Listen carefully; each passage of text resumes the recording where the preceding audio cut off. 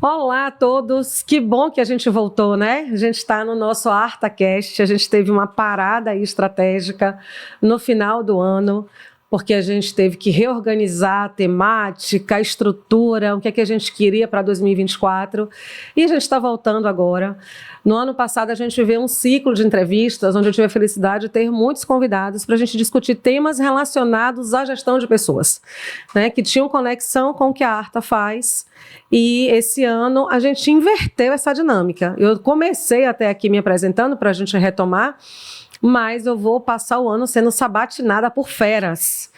E a gente tem uma primeira convidada que é muito especial, que a gente vai já contar aqui para vocês. Então, a ideia desse ano é que os nossos episódios continuem abordando temas que são cruciais para o nosso desenvolvimento, para empresários, para líderes, para executivos, para pessoas que querem alcançar cargos de liderança, mas, acima de tudo, para pessoas que entendem que o maior patrimônio da sua empresa são as pessoas. E como é que a gente vai cuidar adequadamente desse patrimônio. Então, a todos, mais uma vez, muito obrigada por nos acompanhar. Eu já comecei nem me apresentando, porque eu já acho que a gente é íntimo, mas para quem está me vendo pela primeira vez, eu sou Fabiola Matos, sócia fundadora da Arta Gestão RH, que é uma empresa de RH estratégico situada na Bahia, com atuação em território nacional. Tem aí 2 pioneirismos, a gente trouxe para a Bahia e implementou a primeira e a melhor plataforma de inteligência artificial para recrutamento e seleção, como consultoria de RH, e também fomos a primeira e ainda somos a única empresa norte e nordeste que trabalha com uma plataforma específica que digitalizou todo o nosso portfólio de consultoria. Então, como eu vou passar aqui vários apertos com a minha convidada de hoje, deixa eu apresentar para vocês Laila Kissa, que é uma advogada previdencialista. Então, ela cuida de uma coisa muito importante que é do nosso futuro. Então, se a gente pensar no trabalho, nas pessoas, ter a condição de trabalhar em paz, sabendo que a gente está cuidando do presente, mas também está cuidando do futuro, para isso a gente precisa contar com uma profissional como Laila Kissa, que está aqui com a gente hoje, que é empreendedora nata, desde muito pequenininha, né? Começou a vender, Laila, um montão de coisa, né? Sim.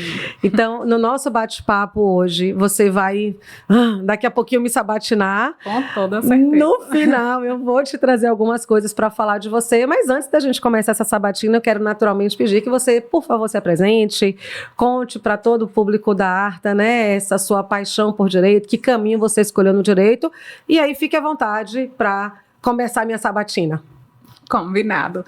Fá, muito obrigada pelo convite, é uma honra estar aqui com você, né? Quando a gente fala de gestão e RH, é impossível não lembrar do seu nome. E eu iniciei no direito com o objetivo de ser concursada. Não iniciei com o objetivo de ser advogada. Sim. No entanto, no decorrer dessa trajetória, eu descobri que eu não seria empresária se eu fosse concursada. E o meu objetivo, desde muito pequena, antigamente era ser presidente do Brasil, mas depois... Laila, vamos retomar isso, uma mulher na presidência. Já pensou? Que bênção, já tivemos uma, mas entendo que esse espaço precisa ser ocupado por mais mulheres. Mas esse sonho passou. Desistiu? Desisti. Não vou fazer campanha pra tu? Não. Meu Deus, e agora eu quero ser dona de grandes empresas, né, e com fé em Deus, em breve você vai estar fazendo o treinamento da minha equipe. Que bom, minha querida. Então, e foi daí que surgiu o meu amor pela advocacia, perceber que eu podia advogar, empreender e transformar vidas como consequência disso tudo. Que legal. Você sabe que quando eu fiz teste vocacional, apareceu lá no meu teste 100% de persuasão. Aí a psicóloga me catou e me chamou na sala e disse: você tem que repetir o teste, mas não me disse por quê. Eu disse: gente, esse povo descobriu que eu sou maluca, agora eu tô complicada, né? Porque eram quase 100 alunos e tal, e eu refiz o teste e deu de novo isso. Aí ela me disse: menina, você tinha que fazer direito. Porque com esse poder de persuasão, né, que deu, e eu lembro que na época eu dei uma resposta para ela tão ignorante no conceito de ignorar, né? Sim. Porque eu disse: não vai dar certo não, né, professora do SOI, não vai dar certo não, porque olha só, para eu ser advogada, tenho 3 alternativas: ou eu vou ganhar muito dinheiro, isso vai ser bom, ou eu vou presa, porque eu não vou defender bandido, ou eu vou ser jurada de morte, porque eu vou procurar confusão. Então, é melhor eu desistir desse caminho, porque não vai dar certo, não. E depois, muitos anos, quando eu fiz contábeis, foi minha primeira formação, não cheguei a concluir, mas eu fiz 4 anos de contábeis na UFBA, Eu disse um dia para meu tio, eu digo, tio, eu gostei dessa parte de tributo. Ele, minha filha, o direito tributário é o mais difícil e o mais caro, né? E era uma das áreas, assim, que ele falava muito do tributário. E ele dizia, mas eu tenho um carinho pelo previdenciário, porque meu tio trabalhou muitos anos com isso. Então, que bom que você está aqui. Estou à sua disposição. Deus me ajude. Então, vamos lá. Já comece, né, contando para a gente qual a importância dessa mentoria para o desenvolvimento profissional, enfim. Querendo saber um pouquinho dessa parte inicial. Vamos lá, Laila. E eu vou até fazer um registro, porque, de fato, esse foi o nosso grande projeto para 2024. Eu venho como incômodo, eu comentava aqui no bastidor com você que eu sou pedagoga por formação, né, e por vocação, porque eu brinco que eu dou aula desde os 9 anos de idade. Então eu sempre tive paixão por sala de aula, pela construção do conhecimento. E quando eu fui cuidar de gestão de pessoas, aconteceu uma coisa muito engraçada. Eu não segui o caminho natural de administração. Porque normalmente você vai administrar a empresa, você faz administração, né? Era um curso mais genérico. Mas eu entendi o seguinte: se eu conseguir compreender como as pessoas aprendem, os processos de ensino-aprendizagem e como as pessoas gerenciam emoções, eu vou fazer gente dar resultado. Eu vou entender como as pessoas vão dar resultado. Então, eu nunca fiz educação pensando nos pequenininhos. Apesar de gostar muito de criança, eu queria ter 6 filhos, você queria ser presidente do Brasil, eu queria ter 6 filhos.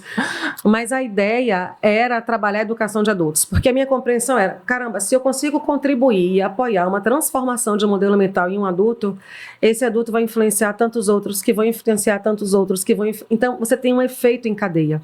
Quando você pensa em liderança, que é a nossa área de atuação, então a área de atuação da Arta em formação é formar executivos, é formar líderes, é formar empresários. Toda vez que uma empresa me chama para fazer um trabalho de base, eu ofereço um diagnóstico da liderança. Porque não vai adiantar eu trabalhar a operação, o administrativo, se a liderança não estiver qualificada. E eu não vou conseguir desdobrar a estratégia. Quando você pensa em planejamento estratégico, você pensa em estratégia tática operacional. Se a liderança não está qualificada para entender a estratégia, desenvolver o tático e fazer o operacional rodar, não adianta eu trabalhar quem está produzindo na nossa empresa. E eu passei a minha vida, antes da Arta, inclusive, como executiva, formando executivos, formando líderes. E a gente enfrentou muitas transformações no mundo. Então, eu vinha muito incomodada com o processo tradicional das empresas de qualificar e formar pessoas. Né? Eu vinha como incomodada com metodologias ativas, de maneira geral, que são importantíssimas para a apresentação. Mas, para mim, a transformação está vinculada a resultado. E me incomodava muito uma coisa assim, poxa, vai para a sala de aula, fazemos uma qualificação maravilhosa, e depois? Como é que eu acompanho o resultado? Né? E isso é uma característica muito nossa, nós somos fortemente orientados para resultado. Essa é uma característica pessoal e que desdobrou para a empresa. Então, a gente mede o resultado, a gente tem modelo de gestão. E desse incômodo e nessa inquietação, eu fui querendo entender de que maneira eu poderia apoiar pessoas e empresas, né? Nosso propósito é tornar melhor a vida das pessoas e das empresas, nos seus processos de aprendizagem, para que elas gerassem as transformações e obtivessem os resultados necessários que elas precisam, que elas almejam. E para mim o caminho é a mentoria. Porque a mentoria, ela reúne uma série de aspectos. Ela reúne o conhecimento, porque você precisa ter, uma forma gamificada de passar esse conhecimento e um acompanhamento de estratégias que você combina. Porque você não deixa a pessoa com o conhecimento solto, você está acompanhando a execução da estratégia e está medindo o resultado. Né? Então, o primeiro caminho, em meu entendimento, foi esse. A gente vai criar um programa de mentoria, só que aí eu esbarrei em 2 questões. Eu sempre fiz mentorias, sempre fiz mentoria e orientação de carreira, fazia individual. Queria escalar, não sabia como fazer isso. Essa era a primeira dificuldade. E segundo, e é muito bom poder falar disso no digital, porque é a minha grande trava. Eu entro com um pré-conceito, com um julgamento do digital, que é o seguinte: eu não quero ser mais uma. Eu não quero fazer ofertas fáceis, superficiais. Eu não quero prometer prosperidade, espiritualidade, relacionamento e não entregar isso. Eu não quero ser apontada como mais uma pessoa que vai ensinar o outro a enriquecer, a ganhar dinheiro, porque essa pessoa vai enriquecer ganhando dinheiro. Tem tanta gente vendendo tudo, onde eu vou me diferenciar? Então, eu tinha que vencer os meus próprios preconceitos com essa história. Sim. Então, quando eu entro numa sala de aula, eu tenho um retorno muito positivo do meu cliente. Eu tenho retornos e feedbacks de profissionais que geraram transformações nas suas vidas passando por uma mentoria comigo individual. Então, eu cheguei à seguinte conclusão. Primeiro, que eu tenho que escalar isso para grupos. E segundo, que eu vou aprender a trabalhar no digital com a minha verdade. Eu não vou lhe prometer nada do que todo mundo promete. Eu não vou lhe prometer que é rápido, que é fácil e que você vai enriquecer. Esqueça isso. Eu vou lhe prometer que você tem total capacidade de construir conhecimento, de entender como é que você cuida adequadamente de pessoas, de entender quais são as estratégias que você vai adotar, porque eu vou lhe apoiar nisso, e de acompanhar nos seus resultados. Vai exigir seu tempo, sua dedicação, vai dar trabalho, mas como diria Richard Bach, se você está disposto a fazer isso, uma coisa eu posso lhe assegurar: sua vida vai valer a pena. Sua vida como executivo e como profissional vai valer a pena. Então, respondendo a sua pergunta de por que a mentoria é importante, é porque ela é o caminho que eu escolhi para fazer uma vida profissional valer a pena, através da construção concreta de objetivos, de estratégias e de acompanhamento de resultados. E aí a gente criou um método único. Então, o que nós vamos colocar à disposição do mercado não existe. Mentoria existe, mas o método Trilha Bunny 360 não existe. Então, a gente passou os últimos 2 anos estudando, pesquisando, entendendo um histórico de carreira. Eu trago para o método 35 anos de carreira. E ótimo que antes que alguém diga assim, 35 anos ela está mentindo pra gente, porque ela tem uma carinha de 15. Gente, eu vou fazer 51, comecei a trabalhar com 14, né? E formalmente aos 16. Então, pena que eu não recolhi a INSS desde essa data, senão eu já estaria aposentada. Não é, minha advogada? Inclusive, eu preciso lhe contratar. Você tem que resolver minha vida nesse aspecto. Então, essa é a dinâmica da mentoria, esse é o caminho que a gente escolheu com esse propósito. Entendi. Então, você falou um pouquinho que o objetivo, né, ela é tão importante porque vocês pretendem impactar vidas de um a um. E vai haver um processo seletivo para que vocês identifiquem Excelente pergunta. O processo seletivo, diferente do que a gente faz, você sabe que na ATA a gente faz recrutamento e seleção. Sim. De maneira especializada, personalizada, né? A gente é amparado por 3 pilares: proximidade, tecnologia e personalização. Mas esse vai ser um processo seletivo muito diferente, porque vai começar desse final que eu acabei de te dizer. Pronto, eu vou fazer essa seleção com você aqui agora, né? Eita, você me provocou, eu vou fazer a seleção com você. Você está disposta a dedicar tempo para transformar a sua vida? Sim. Você está disposta a passar por coisas difíceis das quais talvez você fugisse para enfrentar aquilo que você não domina hoje? Sim. Você está disposta a construir um plano de estratégias e colocá-las em prática? Foi você que respondeu que você vai ser minha futura mentorada. Perfeito. Não fui eu. Eu não vou fazer seleção de ninguém, eu não vou obrigar ninguém, eu não vou usar gatilho de escassez. Esse é o último dia, vem agora. O povo do marketing digital vai me matar. E a minha agência vai querer fazer um monte dessas coisas. Mas precisa ser além disso. Você não vai comprar uma coisa porque hoje é o último dia. Eu vou ter que ter últimos dias. Eu vou ter que ter prazos. Porque, de novo, inclusive para a gente falar de gestão, processo, é algo que precisa acontecer de maneira estruturada. Tem líderes e empresários já dando umas provocadinhas e variados temas que dizem o seguinte: eu não gosto de burocracia. Eu também não. Mas ele só vive burocracia quando ele não tem um processo estruturado. Sim. Quando ele gerencia com o processo, ele não vai ser burocrático. Burocracia é burrice. É tudo aquilo que a gente faz para dificultar, que a gente dificulta a nossa realidade exatamente porque não tem o processo. Perfeito. Né? Então, a gente vai ter que passar por uma série de etapas? Vai. Mas o que eu vou contar para você é o que a gente faz, o que a gente transforma. Você vai ter acesso a uma carreira de 35 anos de erros, em especial de erros. E essa é uma outra coisa bem legal. Mas pautado em que você se coloca à disposição de ensinar alguém? Bom, a gente está com uma empresa há 10 anos no Brasil.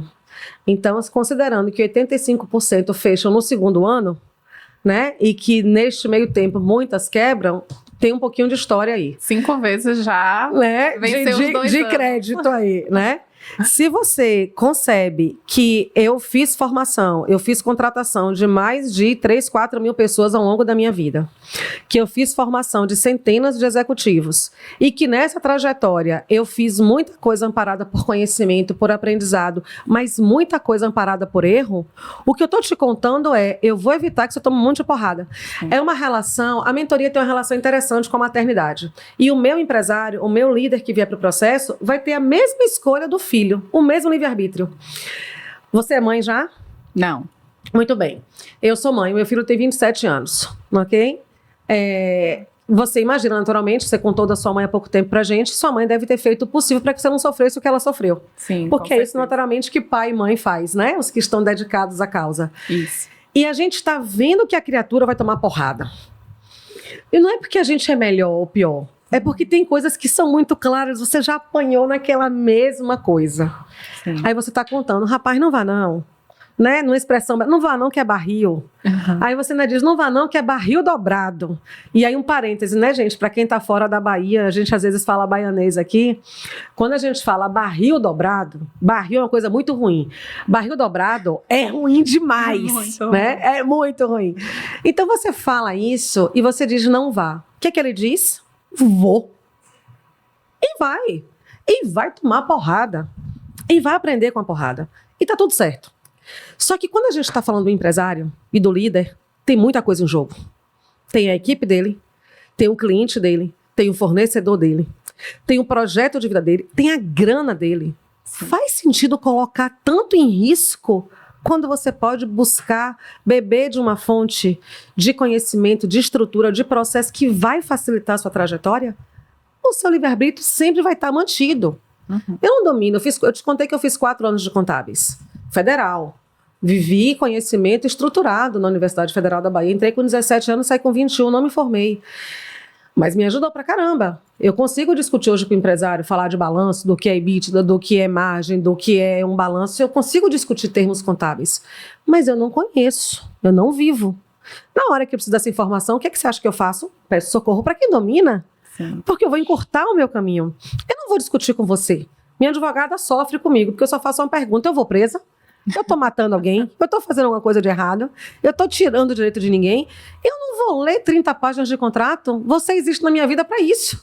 Eu preciso que você me diga, posso ou não posso fazer? Então eu preciso confiar no seu conhecimento. Sim. Né? Na hora que eu te disse, eu vou te contratar e é fato, você vai olhar para minha situação e vai dizer, você tem que fazer isso. Se eu não fizer, eu vou assumir a consequência disso. Mas eu não tenho o domínio que você tem, eu preciso contar com o seu domínio. Então, se esse empresário está enfrentando crise na empresa dele com gestão de pessoas, se esse líder foi promovido e foi jogado no fogo e não faz a menor ideia do que fazer, se esse profissional de gestão de pessoas está vivendo um departamento pessoal e acha que tem um RH, ou o empresário, a empresária acha que tem RH na empresa quando ele tem um DP, ele tem que conversar comigo.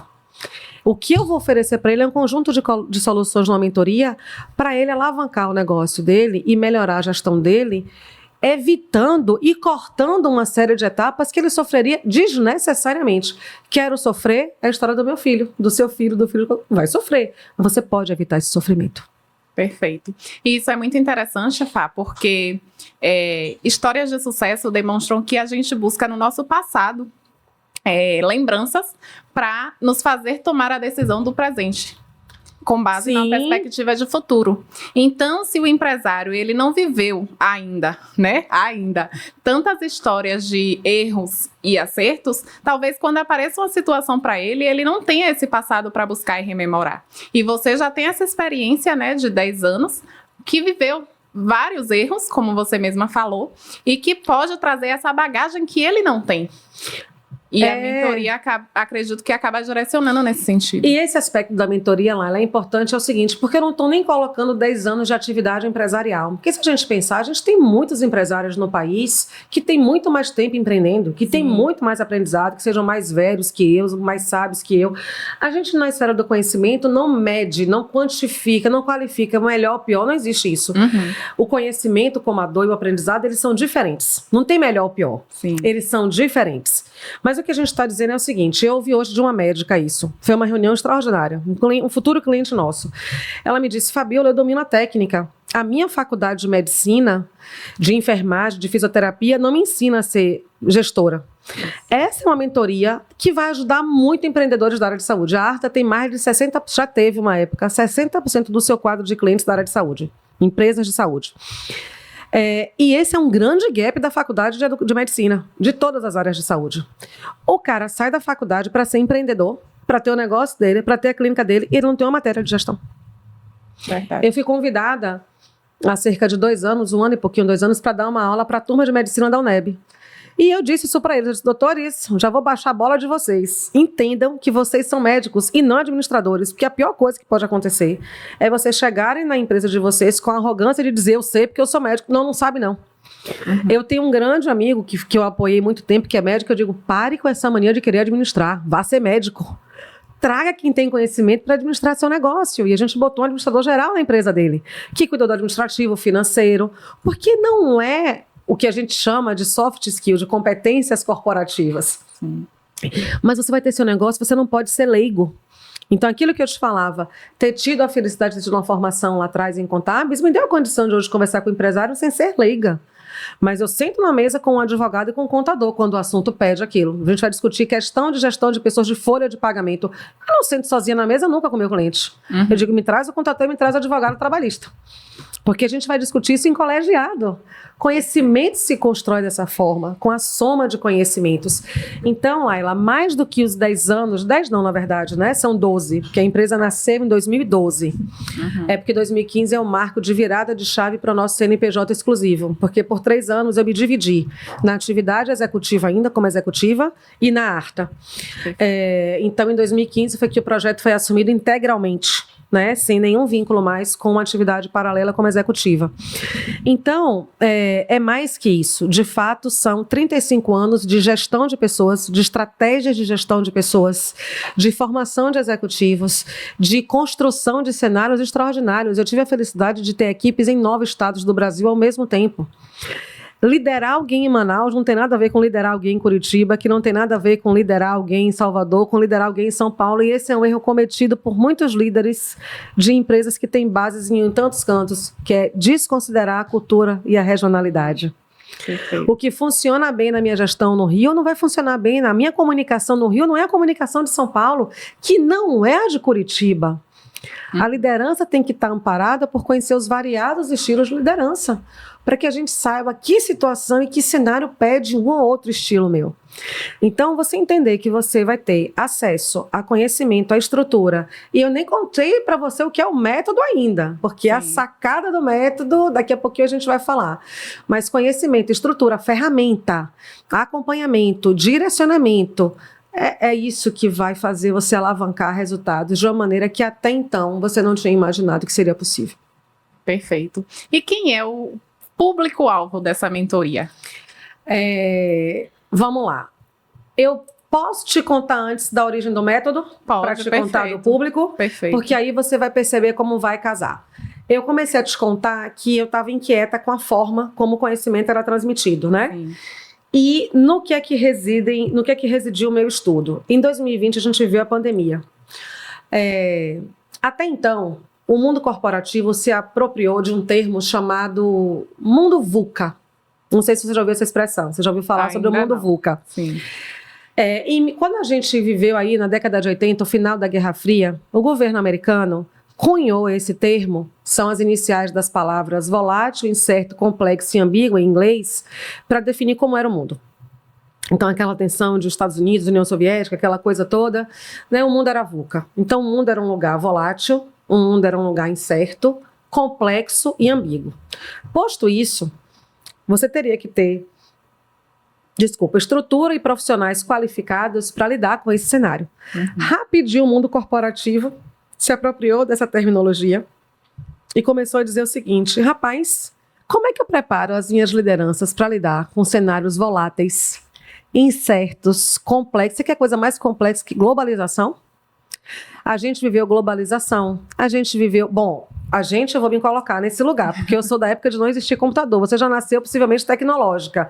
Eu não. Eu brinco com a história da formação em contábeis, que não tinha como. Eu tenho um respeito, uma admiração pelos contadores que você não faz ideia, porque na minha época a contabilidade era na mão, era conta T.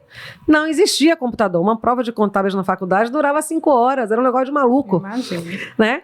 Então, nós não tínhamos o acesso à informação que a gente tem. Então, a globalização, hoje, uma coisa que a gente faz aqui no nosso país, uma queda, uma subida de ação do outro lado do mundo vai impactar o cara que está plantando banana aqui no interior. Né? Então, a questão do mundo corporativo era como é que prepara as minhas lideranças para lidar com esses cenários? Porque você vai falar de processo de reengenharia, downsize, globalização, queda de monopólios, tudo ficou muito mais complexo, integrado, sistêmico. Então a gente foi entendendo competências corporativas, soft skills, quais eram as necessárias, como desenvolver, para que os executivos, os empresários, os líderes dessem conta dos seus desafios. E em 2020, isso você já viveu junto comigo, vivemos a pandemia, né? E aí o Ramais Cássio, que é um futurologista e antropólogo, que é um estudioso no assunto, né, dessa questão dos comportamentos sociais e humanos, ele traz o seguinte: o vírus ensinou pra gente que o mundo é frágil, então B é de frágil em inglês, ansioso, eu não sei se você sabe, mas o Brasil carrega 2 títulos terríveis, primeiro e segundo lugar em ansiedade e depressão, né? Ele é não linear. Quando você começou no de 2020, você possivelmente tinha um planejamento dos clientes que você ia conquistar, de para onde você ia, de onde você ia atuar. No dia 16 de março, os nossos planejamentos aqui caíram por terra. Eu fechei a sala da minha empresa com essa moça que está aqui, que você conheceu hoje, que é a Rafa, está ali escondidinha da câmera. Tranquei a porta, desliguei as pessoas que estavam em contrato de experiência. Uma delas ficou naquele programa do governo e eu e ela ficamos trabalhando e dizendo, vamos arrumar a casa porque a gente perdeu todos os contratos. Nós temos uma empresa de RH. Quem aqui é qualificar pessoas, contratar pessoas, desenvolver projetos estratégicos de RH, medir desempenho, medir clima, todo mundo em casa, né? Então o mundo é não linear. O vírus ensinou isso pra gente. É não linear. E ele é incompreensível, que é o izinho, né? E aí, Laila, veio a grande sacada do método, que já está registrado. A gente tem um parceiro que fez o registro da marca, o método está formalmente registrado. A nossa compreensão foi o seguinte: eu vinha já estudando os comportamentos nas empresas de liderança e eu vinha mapeando fatores e pilares críticos da liderança. Então, o que é que eu chamei de pilares críticos? Eu cheguei a 4 pilares críticos que, seja qual for a empresa, seja qual for o tamanho dela, seja qual for o segmento dela e onde quer que ela esteja, eu me deparei ao longo desses 35 anos de carreira com esses 4 fatores. Falta de preparo dos líderes, falta de inteligência emocional, falta de planejamento e execução e problemas de comunicação. Rapidamente, pense nos seus clientes, empresas. Deparou ou não com essas 4 coisinhas em todos eles? Com certeza. Comunicação, líderes despreparados, inteligência emocional 0 ou lá embaixo, e falta de planejamento ou de execução. Sim. E aí, em cada um desses fatores, em cada um desses pilares, a gente conseguiu mapear 46 fatores críticos. Então, a primeira coisa que esse método faz é mapear o nível de dominância do profissional, do líder, do executivo, nesses fatores, de fator crítico de liderança e de pilares críticos. Só que a grande relação que eu fiz foi a seguinte: observe se cada um desses 4 pilares que existem em todas as empresas não estão relacionados aos 4 pilares do mundo Bunny. A falta de qualificação está vinculada à fragilidade. A ansiedade está vinculada à inteligência emocional. A não linearidade está vinculada a planejamento e execução. E a incompreensão está vinculada à comunicação. Perfeito. Então, todo o nosso método está ancorado neste conceito. Então, a gente consegue mapear os 46 fatores críticos, mapear os 4 pilares, e a partir daí a gente trabalha as estratégias para cada um desses pilares. E aí, respondendo ao seu público, quem a gente vai cuidar? Primeiro, a gente vai cuidar do empresário. Então, de qualquer porte, de qualquer empresa, naturalmente, jovens empresários, novos empresários, empresários que nunca participaram por formação nenhuma de liderança, são os primeiros a pensarem sobre isso. Empresários que atuam em áreas que as suas faculdades, as suas áreas originárias de formação não os prepararam para a gestão. Mas por que eu digo qualquer outro nível de empresário? Porque o mundo Bunny é um conceito de 2020 para cá, então a gente está muito atualizado. Então toda a nossa base de pesquisa e de estudo está muito recente. A gente trouxe as principais referências teóricas do que há de mais moderno. Segundo, a gente vai trabalhar com as lideranças, quaisquer lideranças, separadas em 2 níveis, porque a gente vai direcionar turmas e montar turmas em contextos diferentes.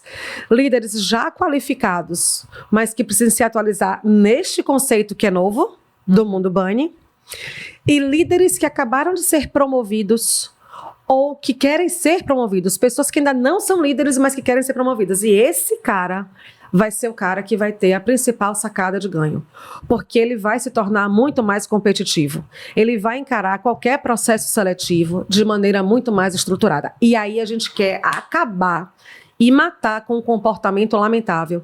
E aí eu vou te dar um dado bem doloroso da minha área de atuação, para eu falar depois do meu último público. A gente abre uma vaga, Laila, e a gente recebe 1.000, 2.000 currículos. E é muito triste lhe dizer que a gente tem, no máximo, 5% de pessoas qualificadas e aderentes à vaga. É muito triste lhe dizer isso. É muito triste lhe dizer isso como brasileira, como mãe, como educadora. Em especial como educadora. A minha dor maior é como educadora, nesse papel que eu escolhi por vocação, por amor. A minha relação com a educação não é uma relação profissional só. Olha, eu posso começar o meu dia às 5 da manhã, a gente tem uma reunião de negócios toda quinta, que eu tenho que acordar 15 para as 5, e eu tive meses que eu dei aula às 4 semanas do mês à noite. Eu começava a aula às 18h30, eu estava às 18 horas, parecendo aquela coisa, se você não assistiu, porque você é muito mais jovem que eu, mas tem um desenho chamado Thundercats, que tem uma figura chamada Mun-Ra, que ele dizia, antigos espíritos do mal, transforme esta forma decadente. Então, 18 horas, eu era a forma decadente. 18h30, quando eu entrava na sala de aula, eu dizia, galera, boa noite. Eu não sei lhe explicar o que acontecia, que eu recebia um raio de energia que durava até 10 da noite e ninguém saía da sala. Então, a minha relação com a educação é de extremo amor. E o que é que a gente encontra nesse cenário que eu te contei? Você tem muito poucas pessoas qualificadas. E aí as pessoas estão no mundo que eu quero que seja tudo rápido e fácil, como eu lhe falei no começo, que ler é chato pra caramba, porque eu tô acostumada a rodar a tela do celular pra cima, pra ver reels e pra ver vídeos rápidos, que eu não aprofundo o meu conhecimento, que eu acredito em fórmulas prontas, ou que eu espero que a empresa pague pela minha qualificação. E aí eu tenho uma notícia para te dar, e para dar para quem assiste a gente agora de maneira muito dura, eu diria. A gente fazia um programa na TV Aratu com o Casimiro, de quem eu morro de saudade, que é um repórter extraordinário. Deixar aqui um beijo para Casimiro, quando ele assistiu esse corte, que era o seguinte: a sua carreira é sua inteira responsabilidade. A sua carreira não é responsabilidade do seu chefe, não é responsabilidade do seu pai, da sua mãe, não é responsabilidade do seu colega de trabalho, não é responsabilidade do governo. Vamos separar aqui uma coisa: o governo tem responsabilidade, os seus pais têm responsabilidade e as empresas e os líderes têm responsabilidade. Eu vendo programas de educação corporativa para as lideranças e dou bronca no empresário que não investe em educação corporativa. Porque educação corporativa não é um evento, não é um evento, é um processo. Você não faz uma palestra e entende que o cara está pronto. Mas você não pode transferir para a empresa, para o seu líder, a responsabilidade de cuidar do seu processo de desenvolvimento. Isso é seu. Então, se você vai ouvir falar da nossa mentoria e você vai dizer, eu só vou se meu chefe me pagar, você está transferindo o poder da sua vida para o seu chefe. É sua obrigação estar preparada. Sabe por quê? Porque um dia esse chefe acorda, ou essa empresa acorda e foi comprada, eu não vou tirar o chefe da brincadeira, né? O líder. A gente fala chefe de maneira brincalhona, né? Porque a palavra em si é pejorativa. A gente trabalha lideranças. Mas um dia essa empresa é vendida. Todas as empresas que trabalhei foi comprada ou foi vendida. Eu brincava que eu tinha uma placa aqui, me compre. Porque não era possível. Eu entrava no CNPJ, teve uma que foi ótima. 3 meses depois que eu entrei, a empresa foi vendida. Eu digo, gente, eu não tenho nem meus tempos. O povo fala desse negócio dos tempos. foi vendida. E aí você entra na lista de corte. Não é porque alguém quis, é porque, bendito do nosso sistema capitalista, não vou entrar nessa discussão agora, das mazelas e das benesses, te diz, olha, vendi, tenho 2 advogadas previdenciárias, só tenho uma, tchau, Laila, vai ficar a Joana. Mas Laila não quis fazer formação nenhuma para ela, não quis fazer uma pós, não quis trabalhar nenhuma formação diferenciada, não quis entender pacote office, basicão, para a galerinha nova do mercado. Vai para processo seletivo e o cliente vai exigir aquilo que você não tem. Então, o conhecimento que você constrói é a sua responsabilidade. Então, fechando o nosso último público, porque a nossa mentoria, nosso método, o Trilha Bunny 360 graus, é liderança, RH e estratégia em foco. Então, a gente está conectando a estratégia do negócio, os empresários e suas lideranças com as áreas de gestão de pessoas. Então, um outro público que vai ser trabalhado é o público de gestão de pessoas. Porque a minha galera do RH precisa entender que ele não é a menina que paga o benefício. Precisa entender que ele não tem que dominar só o portfólio dele. Ele tem que entender do negócio no qual ele está inserido. Ele tem que falar de negócio. RH 5.0 é satisfação, colaboração do colaborador, flexibilidade, entendimento do novo contexto e cenário global para gerar resultados. Não é para abraçar árvore. É para a gente entregar resultados consistentes, perenes, e voltados para a construção de renda, de riqueza, do que se busca para as pessoas e para a sociedade. Então, uma empresa não está ali, mesmo as organizações não governamentais, mesmo as empresas voltadas para o social, precisam gerar resultados. Ela não abriu, a gente atua em alguns projetos sociais, tem alguns que eu admiro profundamente. Você não abriu um projeto social para atender 1 ou 2 pessoas. Quanto mais pessoas você atender, melhor. Sim. Quanto mais resultado você alcançar, melhor. Mais pessoas você vai ajudar. É isso. Essa é a dinâmica da gente gerar resultado. Entendi. E a mentoria, ela vai se adequar às necessidades dos participantes? Como é que você visualiza isso? Isso é uma pergunta ótima também, Lália. E aí, nesse aspecto, apesar de nós sermos 200%, 1.114% democrático, não dá. Porque você imagina o seguinte, a gente vai abrir as turmas em horários previamente combinados, em datas e dias previamente combinados. Então, você vai ter o dia da semana da mentoria do empresário, o dia da semana da mentoria do RH, o dia e horário da semana da mentoria para as lideranças. Porque você imagine, a gente está falando de turmas com muitos alunos. É impossível a gente atender. A mentoria, ela não é individual. Processos individuais é uma outra história. Aí, quando a gente falar dos ciclos de mentoria, é uma outra história. Mas a gente vai trabalhar agora as mentorias em grupo. E o propósito da gente trabalhar as mentorias em grupo é a gente criar uma comunidade de construção de conhecimento. Você imagina o seguinte, você tem empresários de variados níveis, com variadas dores e necessidades diferentes, de variados cantos do nosso país, discutindo os mesmos temas. Rapaz, você vai aprender com a dor do outro. Verdade. Você vai aprender com a estratégia do outro. Você vai aprender com a superação do outro, né? Então, a gente vai ter o combinado e a agenda vai ser previamente contada, estabelecida, para você já se programar. Então, você vai saber do seu ciclo, cada módulo de mentoria, cada grupo tem um conjunto X de sessões.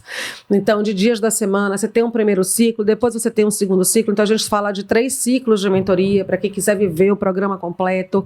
Você não perde, cada programa tem um propósito e um objetivo claramente definidos. Então, o que a gente vai assegurar é uma programação prévia, acesso à plataforma, que é uma plataforma, como eu contei no início, diferenciada, para que a pessoa acompanhe as atividades, acompanhe o conteúdo, acompanhe o que a gente combinar.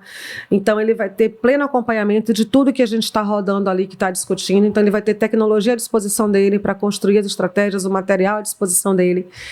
E a agenda dele vai ser fixa. Então, a gente não vai bagunçar a agenda dele, né? Eu que lute. Onde quer que eu esteja, eu vou honrar com aquele nosso combinado de agendas. E a agenda será ao vivo? Esses encontros serão ao vivíssimo, nada gravado, ao vivíssimo. Essa é uma outra coisa que a gente entende que é diferencial. A gente quer construir no calor. sabe? Eu vou poder ter acesso depois, Fabiola, a gente está pensando sobre isso. Por quê? No primeiro ciclo, possivelmente não, mas nos outros ciclos, a partir dos outros ciclos, sim. Porque a dinâmica é a gente, de fato, ter aquele momento para a construção do processo de conhecimento. A gente vai gravar todas as aulas, a gente vai disponibilizar esse processo, mas a nossa construção vai ser no ao vivo, né? Então, até porque eu disse para você que o processo é todo gamificado. Então, a gente não vai bater papo. A gente vai construir conhecimento e construir estratégia. Então, isso é no calor, isso é na hora, isso é na troca, né? Então, a gente vai fazer todas as aulas ao vivo, tá? A gente vai construir horários à noite, porque é mais tranquilo para todo mundo. Eu não quero que isso seja uma desculpa para o meu empresário e para o meu líder. Mas durante o dia, minha rotina de trabalho, ele vai chegar no momento que ele vai saber separar horários para isso. Mas para ele começar, eu vou viabilizar horários que sejam acessíveis para eles, que não seja tão sobrecarregado para ele cansar, mas que ele saia dali. Eu descobri uma coisa com atividade física. E eu sei que isso é bem diferente para cada um, mas eu usei o meu próprio aprendizado para isso. Quando eu faço treinamento numa empresa, eu digo para o empresário o seguinte, eu digo, gente, não vai fazer com a equipe de noite não, porque é muito cansativo para eles. Aí você vai dizer, peraí, Fabiola, é cansativo para o cara que passou o dia todo e você quer fazer ele para uma mentoria? Ele diz, quero. À noite, com o mesmo propósito da sala de aula. Possivelmente, se você fizer um MBA hoje, você não vai fazer durante o dia. Você vai fazer à noite. Se você gasta seu tempo e dinheiro para fazer à noite, é porque isso tem valor para você. Sim. Ok? Você está investindo horas de um tempo, porque aquilo vai te fazer, lá na frente, não precisar mais gastar à noite. Uhum. É o mesmo conceito, sabe? Eu quero que ele produza o dia inteiro dele na paz, e de noite ele venha, inclusive, trazer o aprendizado do dia, trazer as dificuldades do dia, para a gente construir conhecimento, porque aquelas 2 horas que ele investiu à noite vão servir para ele ter muitas outras noites em paz. Uhum. É o conceito do investimento que a gente faz numa faculdade. Quando é o nosso colaborador na rotina dele, a gente está criando cultura. Eu não posso esperar que um líder, que um empresário, que alguém que quer liderar, não entenda claramente que ele vai aprender a ser melhor por ele e pelos outros. Isso envolve o nível de dedicação e de esforço dele. Eu fazia academia de manhã cedo. Eu não gosto de academia. Vamos deixar isso muito claro. O meu público malhador, que me perdoe, não é? Mas eu sou uma taurina. Para quem não curte astrologia, eu também não entendo muito não, mas eu brinco com essa história. Mas dizem que os taurinos gostam de comer. Pô, esse negócio deve ser verdadeiro, porque eu adoro comer. Entendendo? E quando você passa dos 50, tem um negócio chamado metabolismo, que muda. Porque aos 30, eu queria perder 2 quilos, 3 quilos. Todo carnaval eu perdia 3, 4 quilos, ó. Filha, eu posso sair em 2 blocos aos 50 que eu não perco 2. Muda o diacho do tal do metabolismo. E eu fazia academia de manhã cedo. Enfim, eu tive alguns problemas de saúde, precisei parar nos últimos 3 meses da academia. E aí eu disse, rapaz, o meu fisioterapeuta me encheu a paciência para eu fazer academia de noite. Abriu uma academia nova aqui e ele disse, vá para academia, o clima é legal, você vai gostar. Mas ele parecia um espírito obsessor do bem. Fui pro diacho da academia de noite. Fui um dia, fui 2 dias, falei, obrigada. Domingo eu me vi na academia. Eu saio do trabalho e vou pra academia. A roupinha tá embaixo hoje me esperando, porque saindo daqui eu vou pra academia. Sexta-feira, estou nessa vibe. Eu comentei ontem com o Rafa, porque ela foi treinar comigo. Sabe o que eu descobri? Que de noite eu não tenho pressa, porque o meu próximo compromisso é dormir. Até o dia que eu fiquei mais tarde no trabalho, que eu fiquei até 8, 8h30, 9 horas, eu fui depois pra academia. Saí da academia 10h30, porque essa academia ela é 24 horas. E aí eu cheguei em casa, tomei um banho e apaguei. Alimentei os gatos e apaguei. Eu achei que eu fosse ficar acelerada. Mas eu descobri que esse nível de esforço que eu faço é para uma coisa muito preciosa, que é a minha saúde. Uhum. Tem valor para mim. Gostando ou não, aquilo vai me dar a condição de ter uma qualidade de vida para eu desenvolver os projetos que eu quero desenvolver na minha vida, que me dão prazer. Eu só posso fazer isso com saúde. No meu caso, a academia é remédio para as questões de saúde que eu tenho. Então, eu preciso fazer academia. Não virou mais obrigação, porque de manhã eu estava, ai meu Deus, tenho que revisar no aparelho, eu tenho um compromisso, eu tenho horário com o cliente, eu tenho que chegar na equipe. Então, eu estava sempre tensa, eu sequer aproveitava a atividade. Tinha virado já, putz, está tomando meu tempo de algo mais precioso. Uhum. eu trouxe esse mesmo entendimento e aprendizado para a gente definir o nosso horário de mentoria. Você pode até não gostar disso, mas isso vai transformar tanto a sua vida com o concreto, com o palpável, que na hora que eu brinquei com você mais cedo, tô com o rosto mais fino que eu já perdi 1 quilo nessa academia, isso me motiva. Então, o que eu preciso que cada empresário, cada líder, cada profissional de RH, cada pessoa que é promovida pense é o seguinte: quanto vale o que você quer conquistar? Quanto vale o seu projeto de vida e carreira? Quanto vale o seu sonho? É sério que você está acreditando nessa galera que você vai brotar? Não vai brotar. Você vai ter que batalhar por isso. Agora, tem um jeito de você fazer isso, estruturado, sério, que te traga resultados, que você veja isso. E é nisso que eu vou te ajudar. Perfeito. E já tem previsão de duração desses encontros? Temos. A gente terá encontros semanais. A gente lança o programa agora no primeiro semestre. No final do primeiro semestre, a gente já lança. Os encontros serão semanais. A gente tem ciclos de 2 ou 3 meses para cada... A gente tem duração de 2 a 3 meses para cada ciclo de mentoria. Porque a gente já quer, no primeiro ciclo, que a pessoa tenha tão bons resultados que ela entenda quanto aquilo foi crucial e avance para outros tantos ciclos. Então, a gente já começa agora nesse primeiro semestre de 2024. Muito bom. E você falou no início sobre a importância do acompanhamento, do feedback, das avaliações. Como é que vai ser feito, já que as mentorias vão acontecer em grupo? Isso eu vou deixar para você, inclusive de pontinha de... Olha, eu estou usando estratégia de marketing digital. Não entregar o ouro todo. Mas vamos lá, eu vou te contar parte disso. No método, a gente tem um conjunto de atividades que são realizadas, vinculadas lá aos temas que a gente está tratando. Então, cada sessão, ela tem um propósito daquela sessão que tem que ser construído. Tem as estratégias de construção de conhecimento entre todos os participantes e tem os combinados. Eu sou uma pessoa de combinado. De combinado. Os combinados não saem caro nem barato, né? Tem uma frase dessa popular. A gente vai fazer combinados. E o que a gente vai fazer quando a gente voltar de cada encontro é o acompanhamento desses combinados. Então, a gente vai medir resultados. Quando a gente implementa modelo de gestão por desempenho nas empresas, a gente vai definir indicadores, a gente vai definir metas e a gente vai acompanhar. Por exemplo, lá na Arta, a gente acompanha resultados mensalmente. Toda semana a gente tem reunião com os gestores responsáveis, com os donos de cada área, na área de operações, área de projetos, área comercial, os donos daquilo que me apoiam nisso, e mensalmente todo mundo apresenta seus resultados de suas metas. A gente vai ter isso no nosso grupo de mentoria. Então, a ideia é que cada empresário veja o andamento da sua meta. E eu quero transformar cada mentorado meu numa mini empresa dele mesmo. Da construção, da medição do processo dele de aprendizagem, de avanço. Isso a gente vai fazer no método. Muito bom. Você tem algum caso de mentorado seu, algum caso de sucesso que você possa compartilhar com a gente? Temos felizmente alguns. Tem algumas coisas que me encantam profundamente. Eu vou te contar uns bem recentes, porque um me deixou, inclusive, bem emocionada, porque eu falei para você de resultados, né? Sim. Concretos, de números. Mas tem resultados que são intangíveis.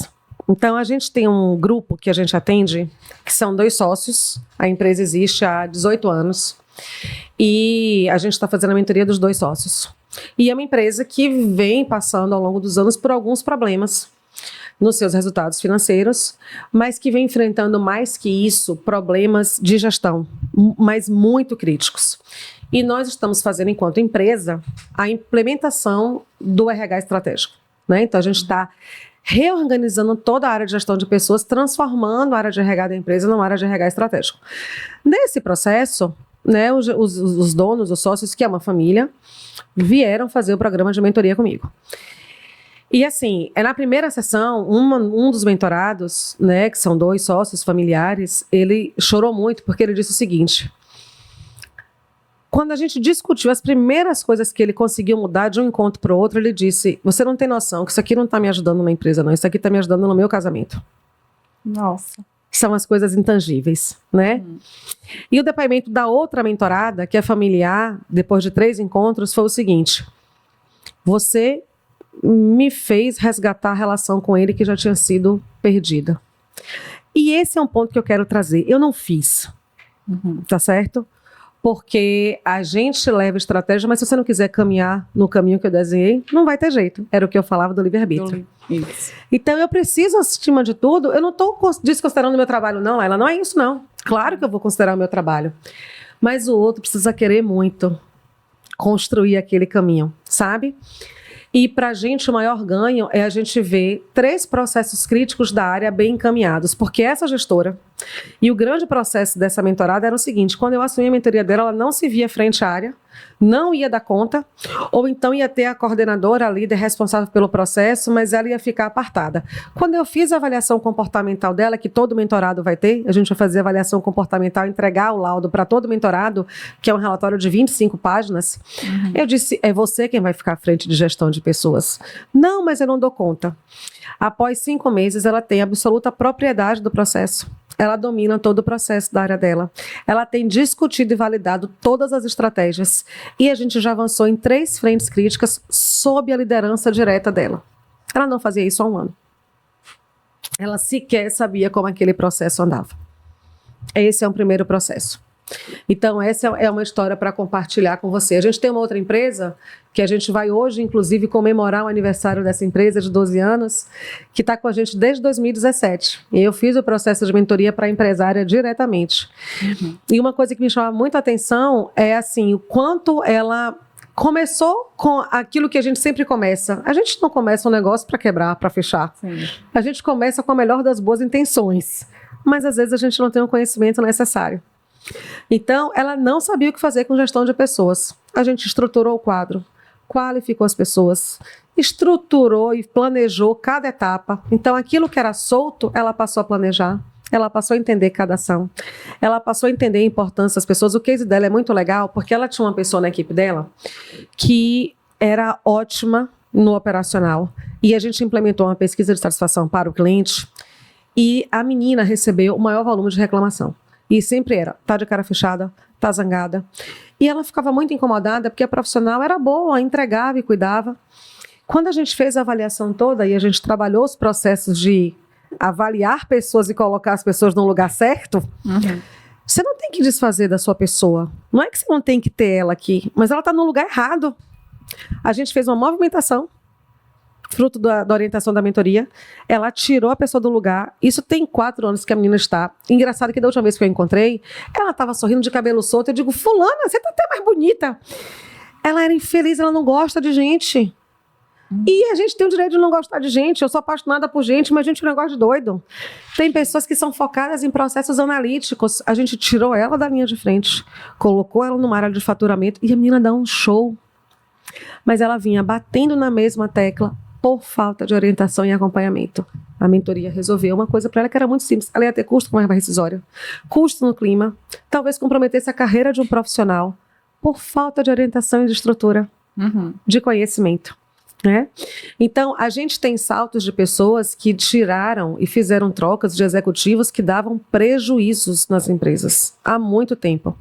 A gente tem um cliente que insistia num profissional que há 3 anos gerava impacto no clima organizacional, tinha processos de assédio moral, tinha uma estrutura de centralização dos seus processos, não estruturou o processo da área, ou seja, só ele sabia, se ele faltasse, reter poder.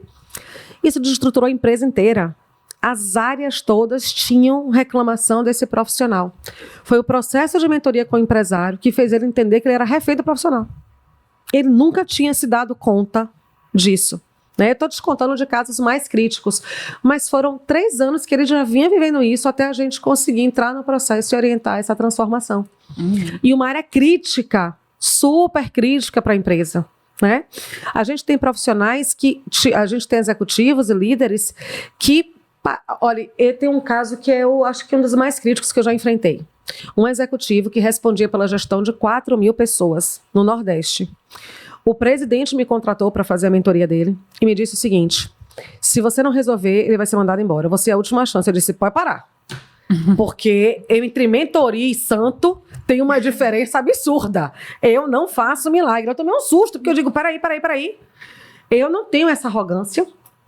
Eu não conheço a história, o profissional está aqui há tanto tempo, você me dá 3 meses para resolver uma coisa que pode ser crônica?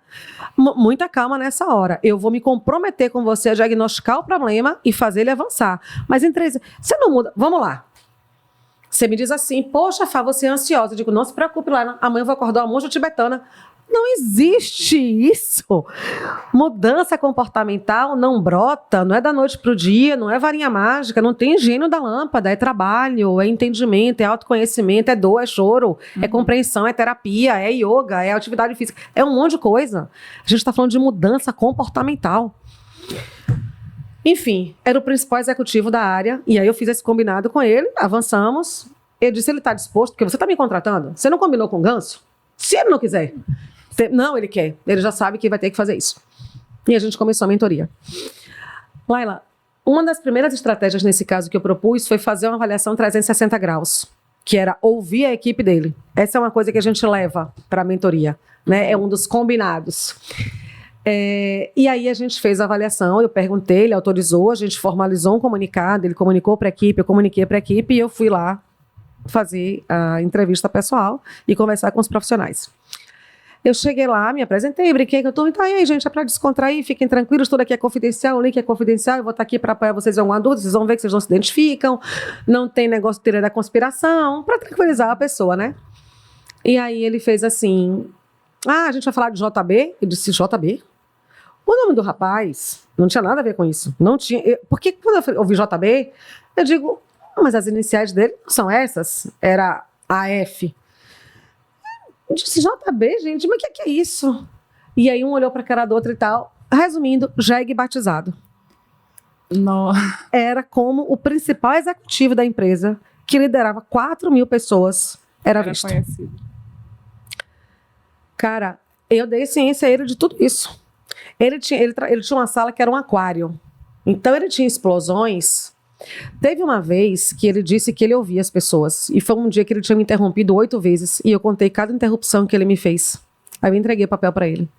Você ouve? Você me interrompeu 8 vezes, as 2 últimas gritando comigo.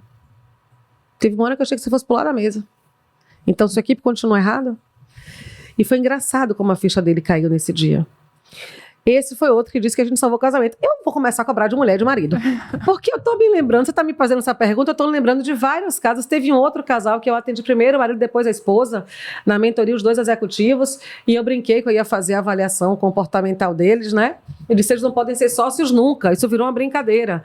Porque eles disseram, só se tiver uma terceira pessoa. Aí o marido brincou, você tá propondo que a gente abra o casamento? Eu digo, pare com isso. Eu falei terceira pessoa numa sociedade de empresa, né? Então, mas eu mostrei, eu digo, parem de brigar, vocês são diferentes e isso tem valor, mas aqui é a base comportamental de vocês, né? Então, realmente, eu vou ver se eu abro um produto para cobrar aí, de marido e mulher, a casais, mas enfim. Então, a gente tem muitos casos de empresários e de executivos ao longo da nossa carreira, já foram centenas aí que passaram por esse processo e que geraram transformações. O que a gente entendeu agora nesse detalhe, nesse momento, é o quanto a gente pode levar isso numa amplitude, numa proporção, com uma capilaridade muito diferente, para a gente, né, trabalhar de maneira mais abrangente. Sim. E quem quiser se inscrever, o que é que precisa fazer? Quais são os próximos passos a partir de agora? A partir de agora, porque agora é minha hora de lhe sabatinar, que isso tem vingança. A partir de agora, a gente vai dizer para vocês seguirem as nossas... Olha aí a história do marketing, né? Na qual eu não sou tão boa. Mas vamos lá, senão a agência briga comigo. A gente vai seguir as redes oficiais, Fabiola Matos Oficial e Arte Oficial. A gente vai acompanhar também o nosso site, porque a gente vai começar a fazer todo esse trabalho agora, né, de divulgação, de link de inscrição, de página para vocês verem. Então, já a gente vai começar a formar as nossas turmas e a gente vai contar as novidades e aprendizados das nossas turmas. Maravilha. Tá bom? Laila, que bom que você me sabatinou. Eu fui bem nessa sabatina. Perfeita. Eu já tô aqui seguindo as redes. Esperando a mentoria. Que bom. Eu te agradeço muito essa presença e quero agora que a gente fale um pouco de você, para a gente fechar a nossa tarde. Você contou um pouquinho do seu início, né, de empreender desde cedo, de ser uma advogada previdenciarista. Você mora numa cidade perto de Salvador, mas também eu sei que atende, independente de fronteira. O digital trouxe isso pra gente, né? Então, conta pra mim uma coisa que aí eu lembrei da história do meu teste vocacional, que eu disse, eu não vou tirar ninguém da cadeia, que eu não vou pra isso. O que é que você mais gosta em ser advogada? O que é que mais faz teu olho brilhar com a tua profissão? Então, eu acho que parece um pouco com o que você falou no início do propósito da mentoria, que é impactar vidas. E o que eu mais gosto de ser advogada é isso. É perceber a transformação por um ato do meu trabalho que pode gerar na vida de muitas pessoas. Ser advogada previdenciarista, eu até recebi recente uma pergunta se conseguia fazer 100% no digital. É possível se você estiver tratando de planejamento previdenciário, que é uma área que eu também sou especialista e é maravilhoso. Mas quando a gente fala de benefícios previdenciários, a gente está falando de uma verba alimentar.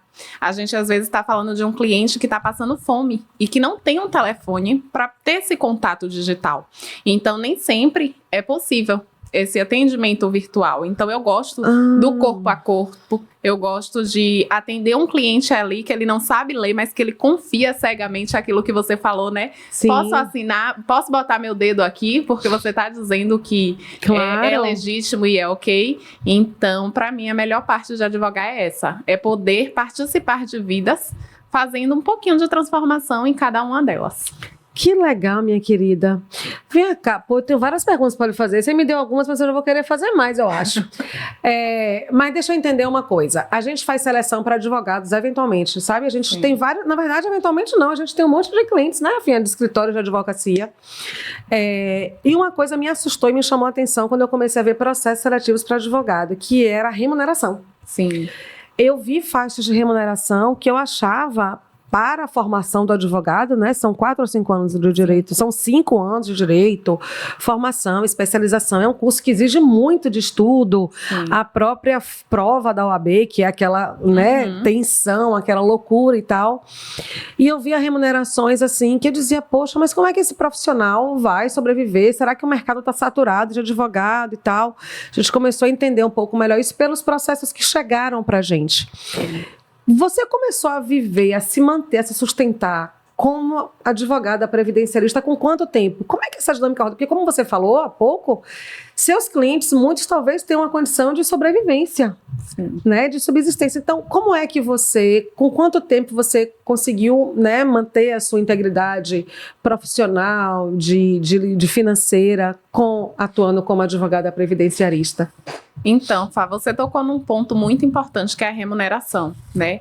A gente seria hipocrisia dizer que eu só estou aqui para transformar vidas, sendo que a minha pode não estar sendo transformada. Exato. De forma nenhuma. E eu, com 6 meses de advocacia previdenciária, eu já conseguiria viver de prev, que eu digo, já conseguiria viver da advocacia. No entanto, eu tive medo da empresa quebrar. Sim. Então, fiquei com outro vínculo, que era o meu fixo, e administrando. Porém, quando chegou com 1 ano e meio, mais ou menos, se tornou insustentável administrar. Eu vi que eu estava contratando mais pessoas para gerir meu escritório do que eu estando presente nele para poder dar conta dos dois. Sim. E foi aí que foi a minha virada de chave, no sentido de eu consigo viver da advocacia. Eu já estou vivendo da advocacia, na verdade. E o outro está sendo só um anexo que eu estou ali com medinho de abrir mão. Então... Com 6 meses eu já conseguiria, mas a virada de chave ocorreu efetivamente após 1 ano e meio de advocacia previdenciária integral. Perfeito. Quando a gente fala de cliente com verba alimentar, inclusive a tabela da OAB autoriza que a gente faça essa cobrança de honorários ao final. Então a gente cobra uma porcentagem do que ele vai receber. É meio que você garante que você vai receber seus honorários, conseguindo ali um benefício para um cliente. Você dá um conforto que ele não tem um desembolso na hora. Isso, exatamente. E isso acaba facilitando o nosso processo de venda, de fechamento de contrato. E quando um cliente desse recebe um benefício, no mínimo, vai ser de um salário mínimo, e às vezes ele recebe um benefício acumulado de 1 ano. Então não é um valorzinho ali que vai ser R$200 por mês. Claro. E quando saem esses montantes, acaba fazendo a diferença na virada de chave do advogado. Sim. Porque se a gente for falar de alguns escritórios, muitos escritórios que contratam o advogado associado, por exemplo, sim, Nossa, são valores irrisórios que paga para um advogado, né? Eu, desde que eu saí da faculdade, eu tinha certeza que eu não queria trabalhar em escritório, justamente pela remuneração ruim. Sim. Eu tinha certeza que eu queria abrir meu próprio escritório, mas levei esse tempo de amadurecimento. Claro. E hoje eu saí eu olho assim para trás e falo, meu Deus, porque eu não fiz isso antes. Foi bom demais. Eu entendo perfeitamente. Ô, Laila, quais são as principais dores, assim, não diria dores, mas eu vou fazer 2 outras perguntas que me ocorreram aqui agora, inspirada na sua fala. Quais foram, assim, quais são, no seu segmento, as principais confusões, os principais BOs na linguagem popular que uma pessoa enfrenta e que ela tem que contar com o apoio de um profissional, de uma profissional qualificada como você? Onde é que está o erro do cliente buscar alguém que não é qualificado? Sabe? O que é que tem aí no seu...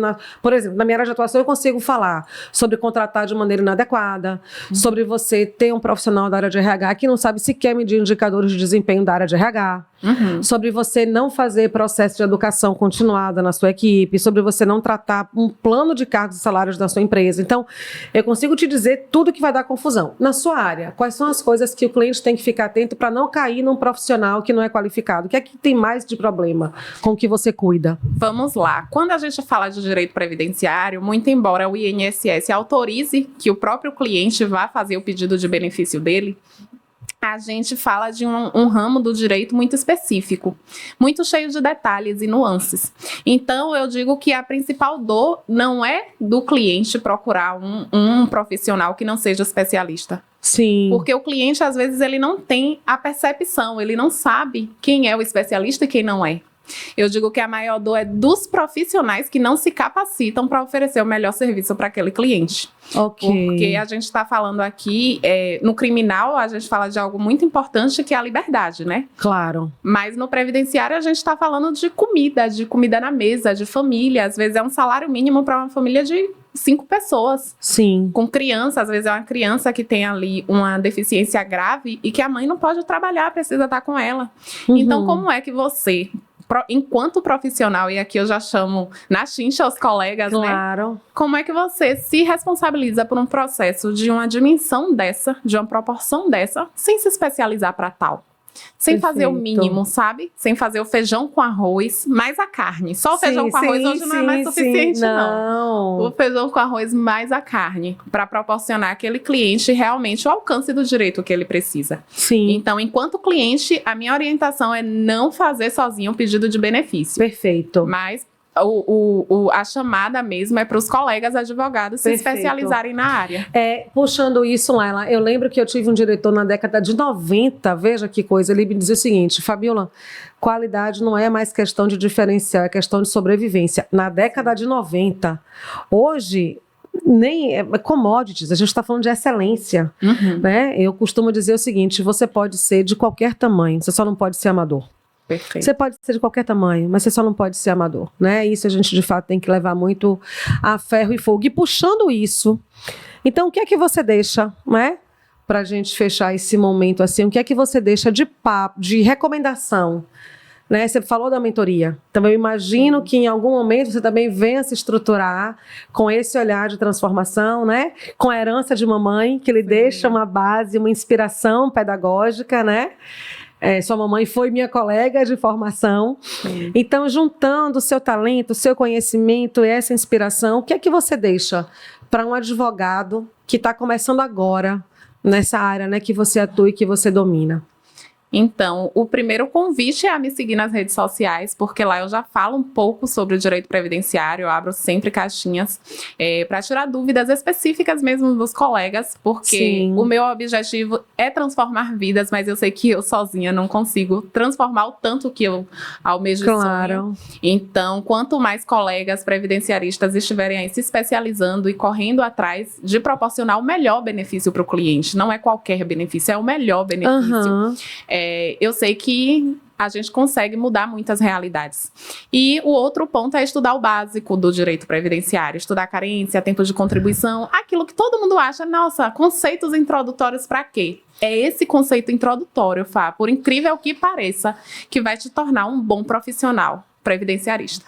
Como diria Falcone, o simples funciona. É cuidar do simples, do inicial, do fundamental. Sim, as pessoas me perguntam, nossa, como é que eu faço um planejamento previdenciário? Sabe carência? Sabe tempo de contribuição?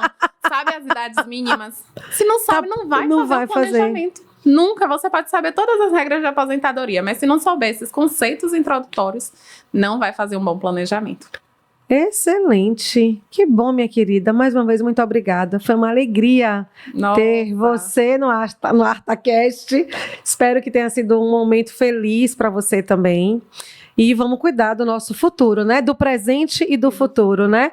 Um presente construído hoje do jeito certo tende a nos levar para uma tranquilidade no futuro. Eu acho que a Previdência reza por isso, né? Com certeza. Como você conduz o hoje da melhor maneira.